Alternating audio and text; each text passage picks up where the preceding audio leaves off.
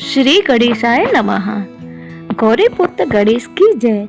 श्री विष्णु भगवान की जय। दोस्तों, आप सभी को अनंत चतुर्दशी की हार्दिक शुभकामनाएं। आज हम सुनेंगे अनंत चतुर्दशी के दिन सुनी जाने वाली कुछ कथाएं, क्योंकि आज के दिन ही श्री गणेश भगवान जी की प्रतिमा का विसर्जन भी किया जाता है।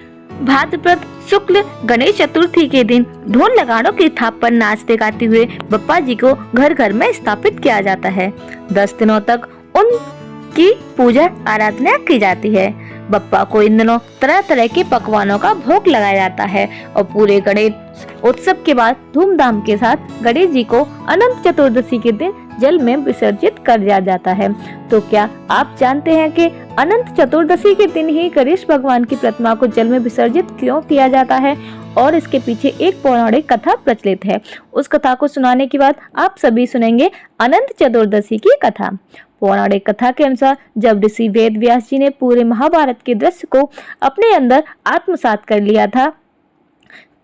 लिया, लेकिन वे लिखने में असमर्थ थे। इसलिए उन्हें किसी ऐसे लेखक की आवश्यकता थी जो बिना रुके पूरी महाभारत लिख सके। तब उन्होंने श्री ब्रह्मा जी से प्रार्थना की। ब्रह्मा जी ने उनसे कहा कि गणेश जी बुद्धि के देवता हैं, वे अवश्य ही आपकी सहायता करेंगे। तब उन्होंने गणेश जी से महाभारत लिखने की प्रार्थना की। गणपति बप्पा को लिखने में विशेष दक्षता हासिल है। उन्होंने महाभारत लिखने के लिए स्वीकृति दे दी। ऋषि वेदव्यास जी ने चतुर्थी के दिन से लगातार 10 दिनों तक महाभारत का पूरा वृतांत गणेश भगवान को सुनाया, जिसे गणेश भगवान ने सह अक्षर लिखा। 10 दिनों तक लगातार कथा सुनाने के बाद जब महाभारत की कथा पूरी हुई और वेद व्यास जी ने अपनी आंखें खोली तो देखा कि गणेश जी के शरीर का तापमान तो बहुत अधिक बढ़ गया है। उनके शरीर के ताप को कम करने के लिए वेद व्यास जी ने गणेश जी के शरीर पर मिट्टी का लेप किया। मिट्टी सूख जाने के बाद उनका शरीर अकड़ गया और शरीर से मिट्टी झड़ने लगी। तब ऋषि वेद व्यास जी ने गणेश जी को सरोवर में ले जाकर स्नान कराया, जल में डुबकियां लगाई और मिट्टी का लेप साफ किया। कथा के अनुसार जिस दिन गणेश जी ने महाभारत को लिखना आरंभ किया वह भादो मास में शुक्ल पक्ष की चतुर्थी का दिन था और जिस दिन महाभारत पूर्ण हुई वह अनंत चतुर्दशी का दिन था। तभी से गणेश जी को 10 दिनों तक बिठाया जाता है और 11वें दिन गणेश उत्सव के बाद बप्पा जी का विसर्जन किया जाता है। इस दिन अगर विसर्जन करने से पहले गणेश भगवान की विधि विधान से पूजा करने के बाद गणेश भगवान के कान में अपनी मनोकामना कही जाती है तो वह मनोकामना बप्पा की कृपा से अवश्य पूर्ण हो जाती है। प्रेम से बोलिए गौरी पुत्र गणेश की जय, अनंत भगवान की जय। तो आइए दोस्तों, अब अनंत चतुर्दशी की कथा शुरू करते हैं। तो एक बार महाराज युधिष्ठिर ने रास यज्ञ किया और यज्ञ मंडप का निर्माण बहुत ही सुंदर और अद्भुत रूप से किया गया।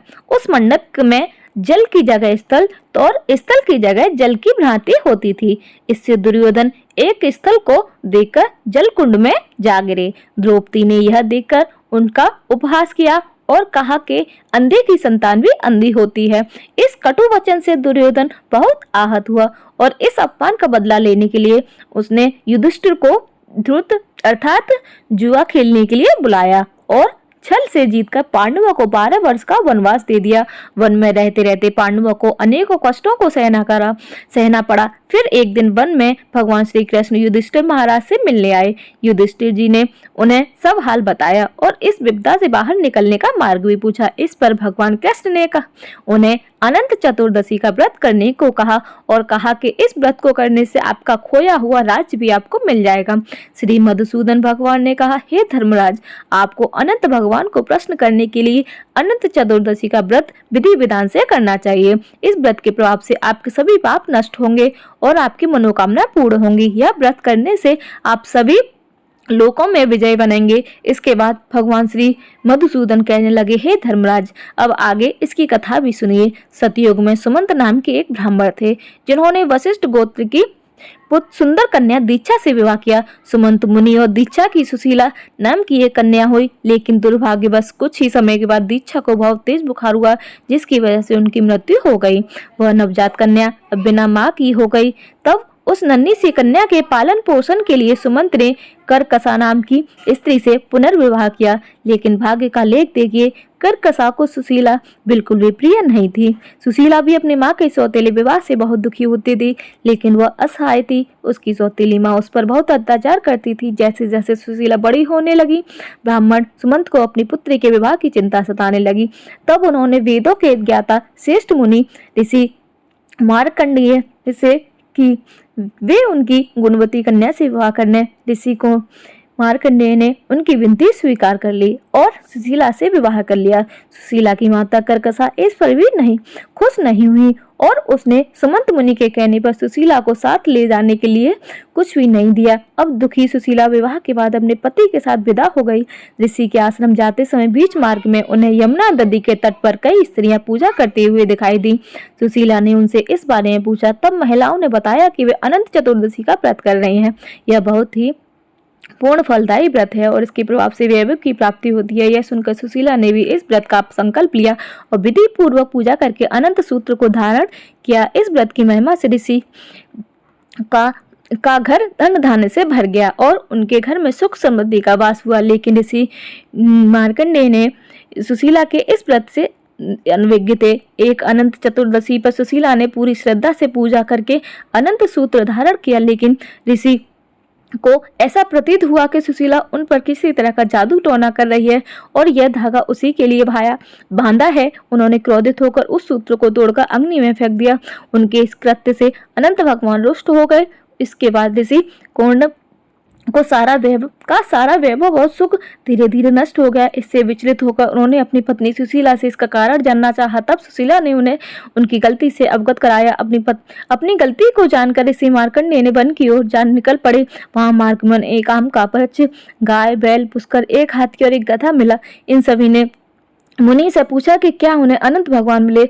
सबने एक एक करके मना कर दिया। तब ऋषि ने हताश होकर अपने प्राण त्यागने का निर्णय लिया। जैसे ही मुनि अपने प्राण त्यागने वाले थे कि अनंत भगवान उनके समक्ष प्रकट हुए और आखिर मुनि को भगवान के ब्रह्मांड स्वरूप के दर्शन हुए। अनंत देव ने उन्हें बताया कि वन में उन्हें जितने भी प्राणी मिले वे सब पिछले जन्म के मनुष्य थे, जिनमें कुछ न कुछ गलतियां हुई थी।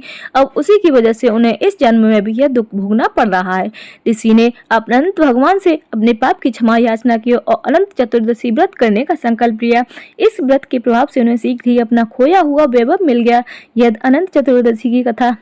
तो दोस्तों, आपको हमारी आज की वीडियो कैसी लगी हमें कमेंट बॉक्स में जरूर बताएं और अगर आपको हमारी वीडियो पसंद आए तो प्लीज हमारी वीडियो को लाइक, चैनल को सब्सक्राइब जरूर करें। बोलिए अनंत भगवान की जय, श्री विष्णु भगवान की जय।